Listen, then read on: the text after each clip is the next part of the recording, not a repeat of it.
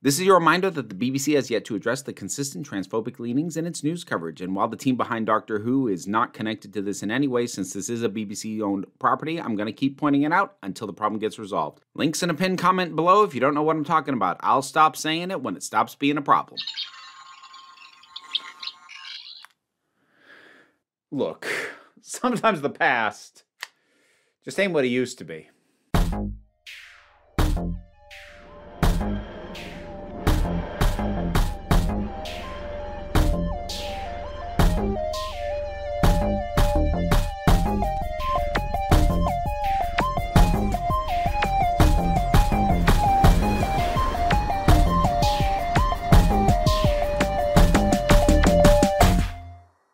Well, last month I gave my picks for the 10 best Doctor Who historicals of the, I'm still calling it the modern era. I know we've entered like the new Who era and they've started the count over with season 1. I don't care.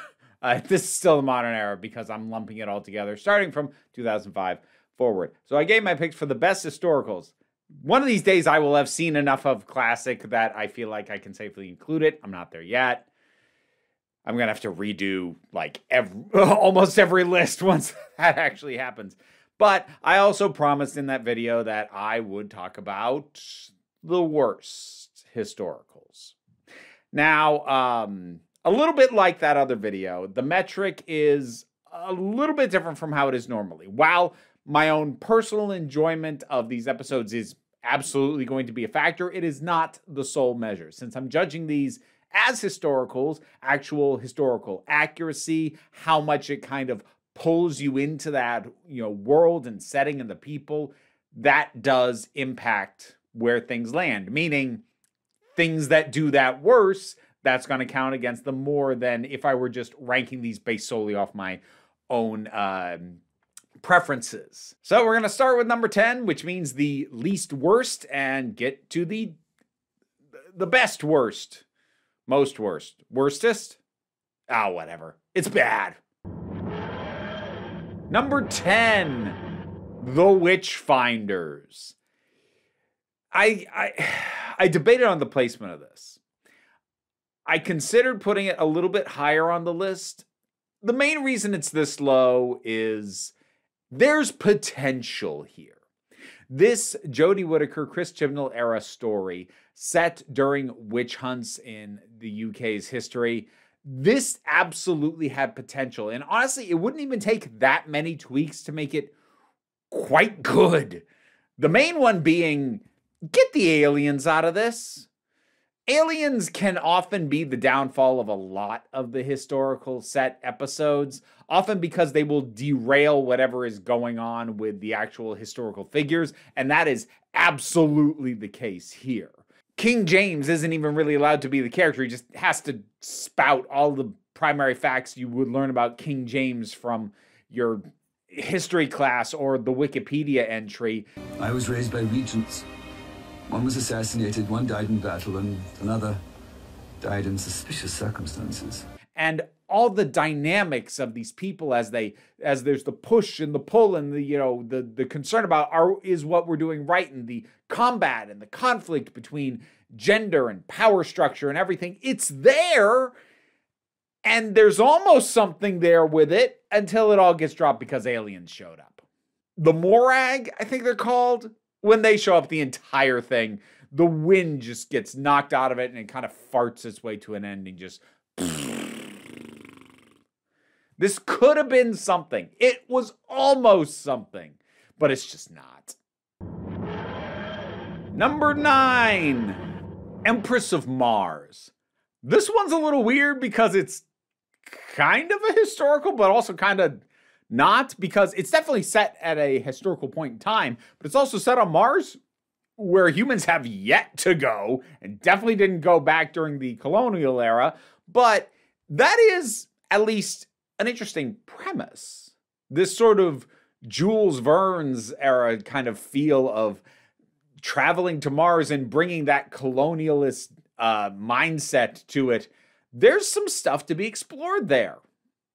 Episode doesn't really properly explore it. It seems to be too self-congratulatory at just the overall premise. and the pure visual of Englishmen looking and acting the way they do against the Ice Warriors and doing it on Mars, that in and of itself seems to be taken as like, yeah, we did a good thing here. And like, well, if you'd done more with it, you would have done a good thing, but instead you just kind of did a thing. And like, a bit like Witchfinders, it's not devoid of ideas that really could have been something. It just doesn't actually make them into something. Number 8, Vampires of Venice. All right, here's what I'll give this one. It gets the sense of time, place, and the atmosphere you would want from a vampire story. It gets most of that pretty well. Boy, is this episode forgettable. Like, I have to go out of my way to remember, oh, right. And the vampires are actually fish people. Oh, okay. Not for any particular reason. They just are. And yeah, other than just the visual aesthetic of Venice, it doesn't really do much with the history. It just kind of takes the, ooh, that's a nice setting for a story with vampires. And it is, you know, to be fair. It's just a very bland cookie cutter kind of episode for Doctor Who when it comes to historicals. At least it feels that way to me. This doesn't have anything massively egregious like some of the other specifics that I've noted with the earlier ones, but it also doesn't really have anything to boost it up either. The other ones had at least potential for more, or if not, some actual good, strong material that at least somewhat counteracted what wasn't working. This just has a bunch of meh. Number 7, A Town Called Mercy. Oh boy, speaking of bleh, like this one's so bland, even Ben Browder couldn't make it interesting. And that's a real shame. So this is the cyborg cowboy thing. And again, it seems to be happy just to kind of put its feet up and go, okay, job done. Just based off the fact of the visual of a cyborg cowboy, which, yeah, that's a good, strong visual. That's the starting seed from which you are meant to pull together a story, except they kind of don't. Like, there's this whole thing with this local doctor, not the doctor, but a local doctor who's an alien, and the town really values him, but he's got a horrifying past tied up with the cyborg, and the cyborg wants revenge for pretty justifiable reasons. And like, okay, other than the visual aesthetic, how does any of this benefit from the Western motif? It's not really playing into the core themes of the West, aside from like maybe the fact that there were certain kinds of people who escaped into the frontier to restart their lives again. Like, that's kind of there as a general notion, but doesn't do a lot with it. And that's me reaching a bit. The historical setting really does feel like aesthetic only. It might as well have been a cowboy theme park for how much it mattered. Number 6. You know, if I really wanted to get in trouble, I would have put this at number 10 so that it was the first thing I said. And so I start the list off with absolute hot take nonsense that would make a lot of people click off the video. I chickened out. Well, did I chicken out? I'm saying it's slightly worse than if I'd put it at number 10. And the thing is, I kind of stand by that. So here's the hot take entry. The Haunting of Villa Diodati. I know this is the episode that the fandom that does not really like the Whittaker Chibnall era have all collectively decided that this is the good one. I have a lot of problems with this episode. From just the dynamic between the Doctor and the companions. There is some powerful moments, but it doesn't feel properly earned either in a lot of ways. I don't like the casual cruelty, which is kind of an ongoing issue with a lot of Chibnall's stuff. It is very much on display here in a way that really frustrated me. Like, credit where credit is due. The atmosphere is terrific. The performances are really good. Ashad is a fantastic visual and a fascinating character in concept. He was introduced very well here. Squandered later, but that's not this episode's fault. Ultimately, the reason I have to put it this low is not because it is a bad episode in and of itself, but because the things that infuriate me the most about it are tied into the historical aspects. I've said elsewhere my frustrations with the great man view of history, where like you treat the figures recorded by history as being substantively more important than just literally anyone else. And I have a problem with that view of history in general. I especially have a problem when Doctor Who seems to validate that view, which it does semi-regularly. How I think the Doctor should be viewing pretty much anybody is, well, to pull a line from A Christmas Carol, the Doctor Who episode, not the original Dickens. Nobody important. Blimey, that's amazing. Do you know, in 900 years of time and space, I've never met anyone who wasn't important before. That's how it should be. So whenever Doctor Who really zeroes in on this historical figure being so massively important, which this very much does with Percy Shelley, so that already really rubs me the wrong way. This aggrandizing of a single historical figure, of a writer at that, which, you know, this was written by writers, so writers aggrandizing storytellers and making them seem like the most important things ever, that kind of rubs me the wrong way too. I say that as a writer. It's just annoying. But honestly, the thing that ultimately clinches this thing's placement as being on this list, even though it's this low down because there are strengths to it, I find it insulting to Mary Shelley. Like, all this aggrandizing of Percy Shelley, when Mary Shelley, who is far more remembered and arguably far more influential in terms of her impact on the culture. Again, that's not the view I think Doctor Who should be having of historical figures, but if it's going to take that view, she's a lot more important than he is, and it implies not once, but in multiple layered ways that these events influence the creation of Frankenstein. Are you several men? A composite of parts? I am better than men. Which is insulting, because it implies she couldn't have thought of that on her own. She had to be influenced by actual events that she experienced. Does it say that explicitly? No. But even as an implication, even as something that's like a chinky wink nod reference, in anything other than like a children's cartoon, to imply that a historical figure only did the things that they are remembered for because of the influence of something outside of their own life is insulting. It takes away their agency and robs them of them just being responsible for why they matter. This modern Prometheus. And I find that insulting. I don't like this episode. But the fact that some of my biggest problems with it are tied specifically into the historical aspects is why it's on this list. I've done an entire rant on this whole thing. I've gone on longer than I should have for one entry. Let's move on. Number 5, Let's Kill Hitler. Oh, such a great title. Ultimately, it just becomes, let's just not do anything with this time and setting. I mean, Rory decking Hitler and sticking him in a cupboard. I mean, yeah, punch Nazis, always. Well remembered, but the historical setting has pretty much no bearing on what's going on. It's an excuse for River to kind of go on a rampage and for the audience to know that anybody that she messes up is going to be associated with the Nazis, so it's okay and we don't have to change our opinions of her, that she's messing these people up. And if they picked too many other settings, there might have been a little bit more moral grayness to her than maybe the thing was going for. But other than what that allows for her to do as she just romps her way through things, yeah, this adds next to nothing. The point is not the historical setting. The historical setting is not even really the kind of window or dressing or aesthetic thing that it was in, say, A Town Called Mercy. It's just a thing that's going on for no particular reason.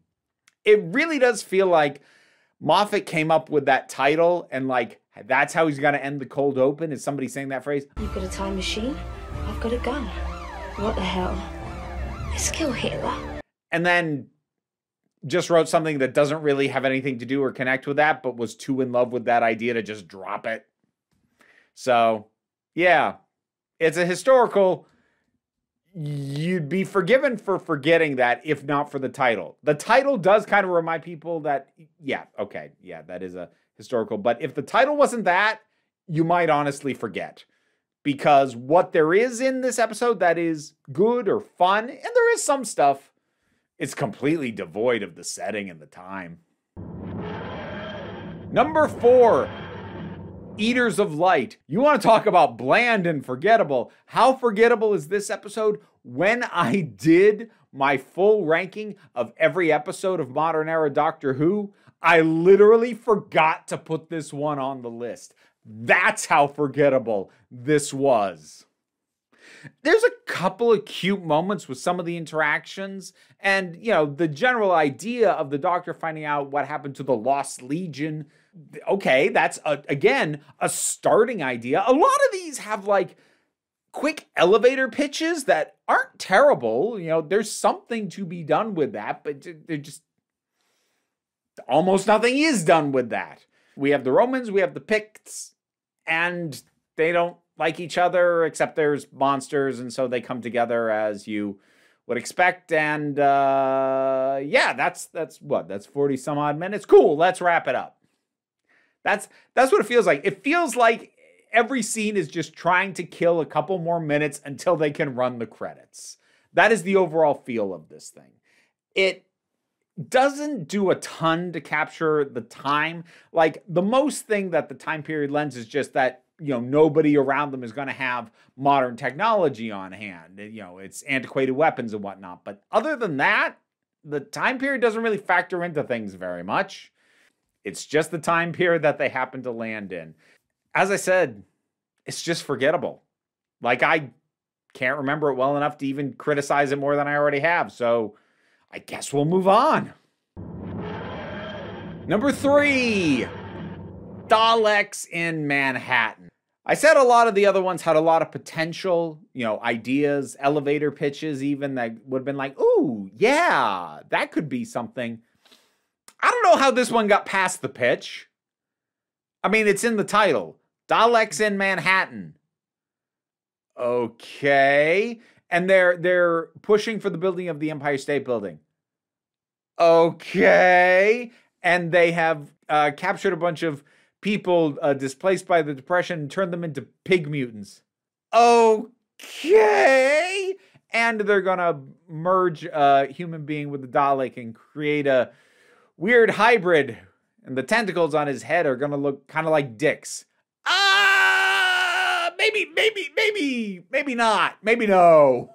Like, the one thing that has potential is the notion of what the Cult of Skaro is doing in the broad philosophical sense. The idea of they are trying to evolve the Daleks into something more because they feel like they're stuck. The Daleks have not been able to change, and that has stagnated them.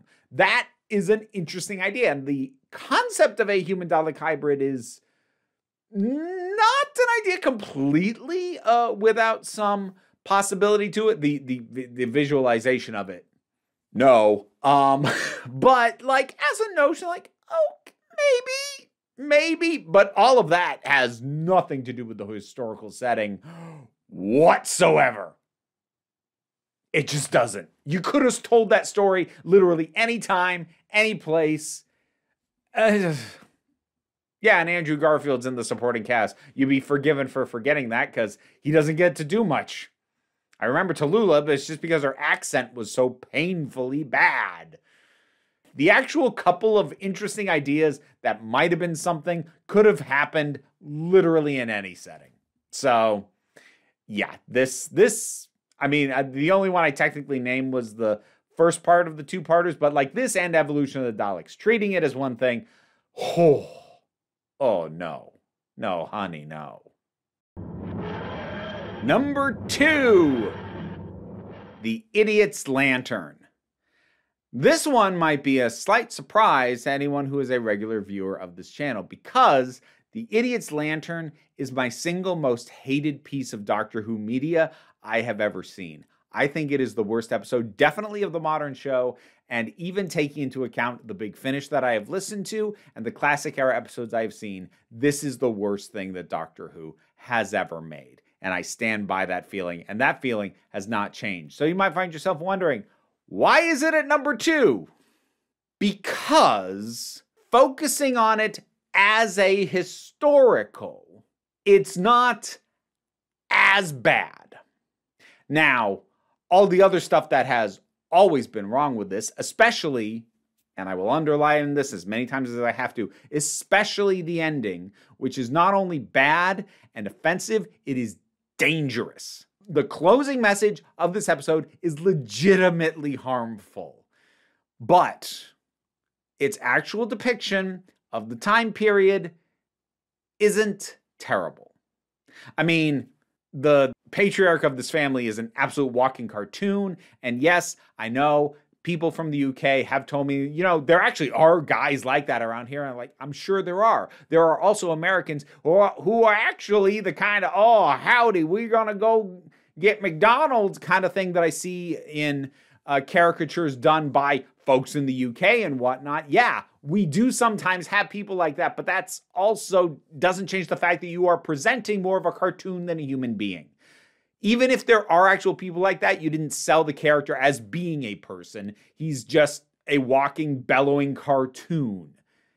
And yet he's also deeply, deeply harmful and abusive as a person, which means they can't even be particularly fun, even when he's being shouted down by the doctor in reply, because nothing is fun about this guy. But the overall setting, taking in that sense of time and place, and also the outfits that the Doctor and Rose get to wear, they're fun and they're cute. Its use of historical setting, the time, and as much as The Wire ultimately starts out as an interesting villain, but falls apart and ultimately just evolves into this face on a screen screaming, "Feed me," and "hungry" over and over and over again, to the point that I can't take it seriously and it doesn't feel like a threat anymore. At least tying that into the start of television and one of the first major televised events, that does lean into the setting. So I had to put this towards the worst end of this because of that ending.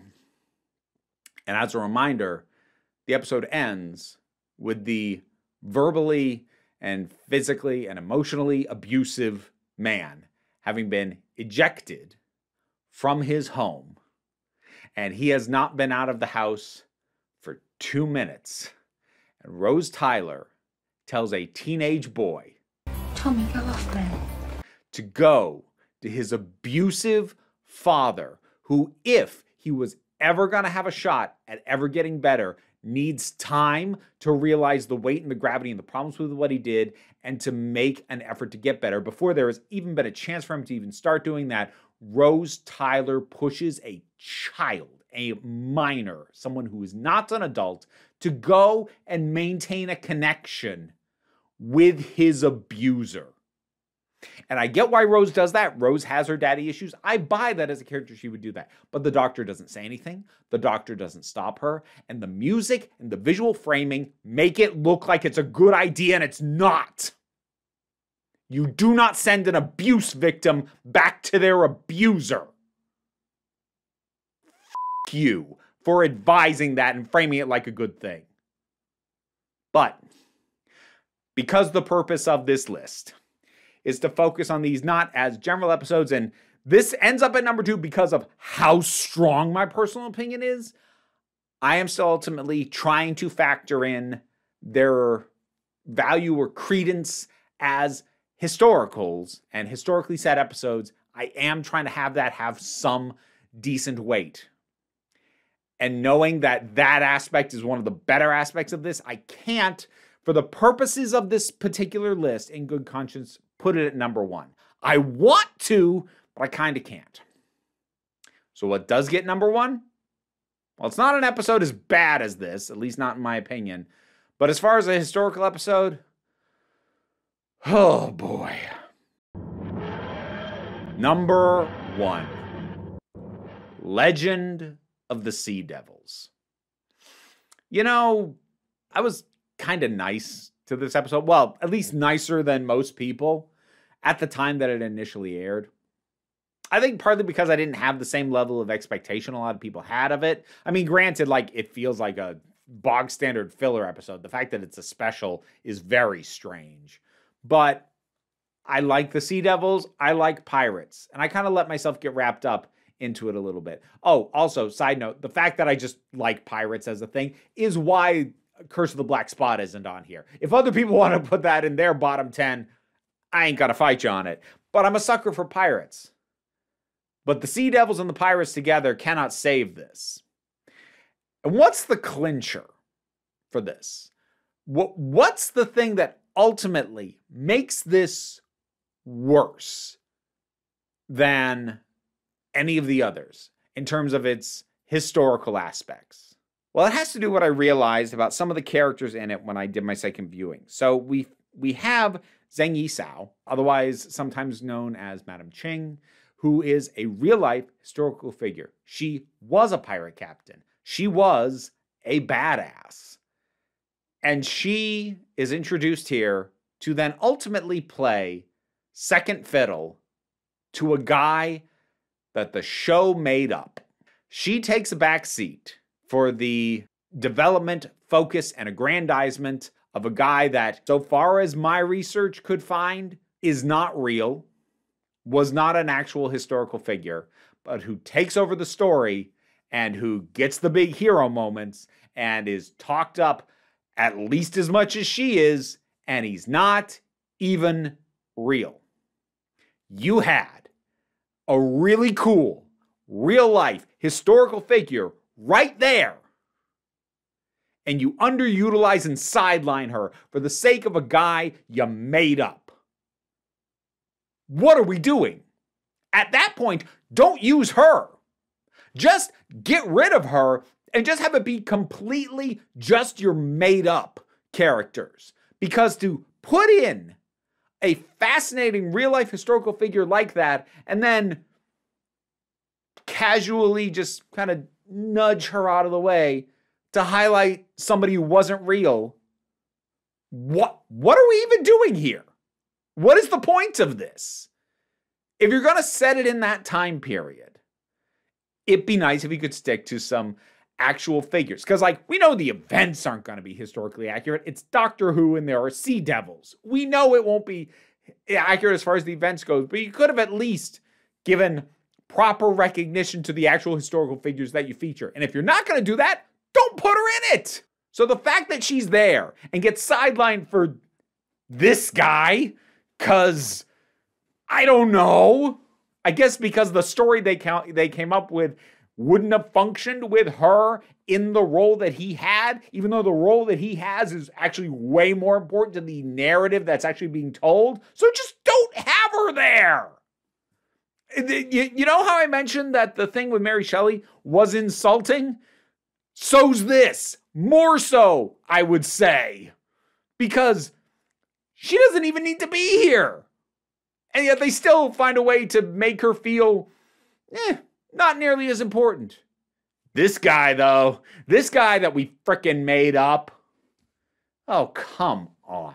And on top of that, the episode's just boring. Like, I highlight that issue, but ultimately, the major sin of this thing is there's just nothing very good about it. Actually, the bad things, other than like that specific aspect of a historical, which to me is like, that's about the worst crime you can commit within the confines of like trying to do a historical set episode. At that point, why are we even here?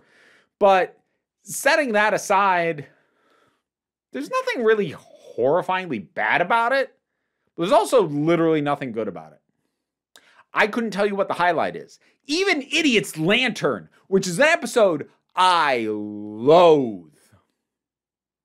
I can tell you some things that are positives in it. I got nothing on this. Nothing is that bad, but there's nothing that is good. Just nothing. So yeah, I'm putting that on this worst list. Not as the objectively worst. I mean, none of this is objective. This is all my opinion. I'm going to put this not as the worst episode overall. That happens to be a historical, but as a historical, viewing them through that lens, yeah, this is the worst. So that's my list. I went off on some of those a little bit longer than I thought I would. I do often tend to have more things to say about things I don't like than things I do. It happens. But what are your thoughts? What do you think about this list? How mad are you at me for putting Haunting of Villa Diodati on here? If you even made it this far and didn't click off immediately when I did that. Whatever you think should have been on this list or whatever you think of my rankings, drop something down in the comments. Let's talk about it. Patreon pays the bills and enables me to do this as my living. Even if you can't help me out that way. Like, share, subscribe. They all help out. But don't worry too much about it. What I really want you to remember, regardless of time or place, you are beautiful, you are valid, and you are loved. You are the council. I'm just running the meetings. And until next time, this council is adjourned. And I'd like to thank my highest supporting patrons, Robin Moore, Zubin Lutfulla, Goddess Elida, Oliver B., Tarak, the thing that goes doink in the anime, Ruth, Solitary Pictures, Ulrich Bogdan, Geek Filter, Linda Walters, Jen, Auntie 808, Becky Sparks, Frenobulax the Poodle, Robin Powell, T Love, Tracy Scrabbit, Angry Casperol, Dave Hall, White Bearish, Rosalind Bennett, Pal Barabajagal, and Mara G. Yes, we do have new rats in the house. Whoa, you want it? We actually have two. This is Brownie. I couldn't get Sprite to come out, but say hi. Thanks for the support.